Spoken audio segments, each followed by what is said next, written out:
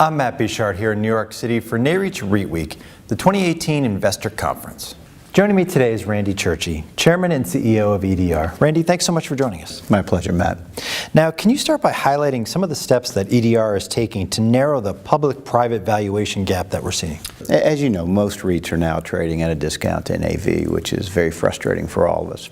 So what we're trying to do is to communicate to the public what the private transactions cap rates are versus what our stock implied cap rate is. And so, fortunately in our business, the student housing business, we've had a $1.5 billion of assets trade in the first 5 months of the year. And those cap rates have been in the 4.75 to 5.25 cap rate range. Well, our share price up until a week ago was trading at a 6.5% implied cap rate, so a huge discount, and now it's trading around 5.5 to 5.75, so still a pretty big discount. So one, we're trying to communicate that. Two, we've sold some assets recently, and the assets that we sold were in the bottom tier of our quality level, and we sold them at a 5.9 cap rate, so again, better pricing than what the whole company was being traded at. And then thirdly, what we're trying to do is just minimize the communication or operational issues. Our business is very operationally intensive with leasing with all these students. We've got 40,000 kids in our communities. And we're also developing $700 million of new assets, so construction. So we're trying to minimize the noise the best we can from all of those activities.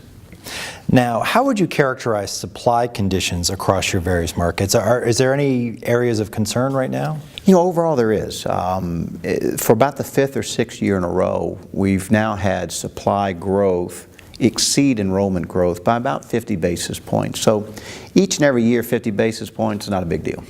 But 4 or 5 years in a row, sure, that gets to be meaningful. So, what we're seeing is there's some universities where it's really out of control, if you want to call it, and we have a couple of assets there, and they're not doing particularly well. But overall, it's manageable still. So one thing about the student housing business that's great is that 50% of the kids live either on campus or in purpose-built student housing like we own. But the other 50% of the kids live in the duplexes, passive single-family homes, maybe not very nice stuff. And so what has been a great tailwind for us is the cannibalization of that group, kids moving out of that into purpose-built student housing.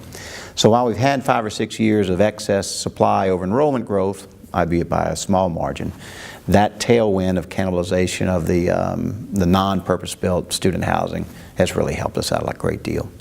And lastly, I'd like to pick up on something you mentioned earlier. What sort of transaction activity are you seeing in the collegiate housing market, and how's that being reflected in the cap rates? I know you touched on that a little bit. Yeah, Matt, it's been incredible. The amount of cash that is chasing student housing assets is at the highest level I've ever seen it. So we have both private equity firms, sovereign wealth funds, and others trying to chase these assets. So I think last year, 2017, was a record for student housing transactions. 2016 was a record for student housing transactions, and so was 15. And so 18 looks like it will be as well. There's a great demand for student housing assets. They like the stability of the cash flows that these assets produce, and I just don't see that changing anytime soon. Great. Randy, thanks so much for joining us. My pleasure, Matt. For more from NAREIT's REIT Week, be sure to visit NAREIT's website, REIT.com.